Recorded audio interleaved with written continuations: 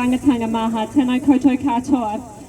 I want to thank you from the bottom of my heart for coming here today. I know it's hard, I know that you're all hurting, I know the plight of the oppressed, because I, as a child, became a refugee from my home country of Iran. I know.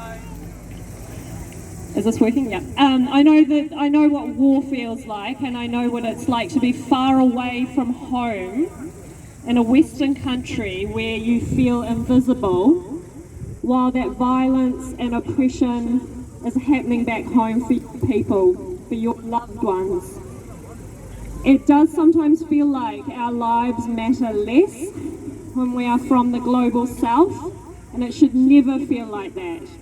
In this House of Representatives, which is yours as well, now we have 2 refugees. I know you know Ibrahim, my colleague, and he's down here as well, and it's really important for me as well, as the human rights spokesperson of the Green Party of Aotearoa New Zealand, as a Kurdish woman, as a victim of war, to say to you that your lives, your hurt, the persecution of your people matters to us. And New Zealand absolutely has to be one of the nations that points to this atrocity, that sheds light on the loss of lives, on the absolute degrading violence that's happening in your homeland right now.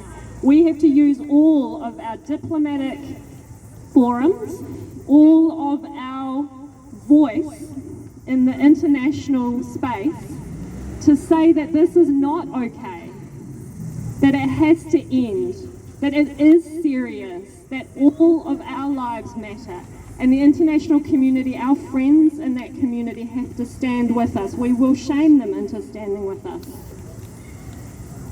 So thank you for coming here. I know that it hurts you to have to come here and to be loud about something like this. We will take your voices into that House of Representatives. Thank you. Kia ora.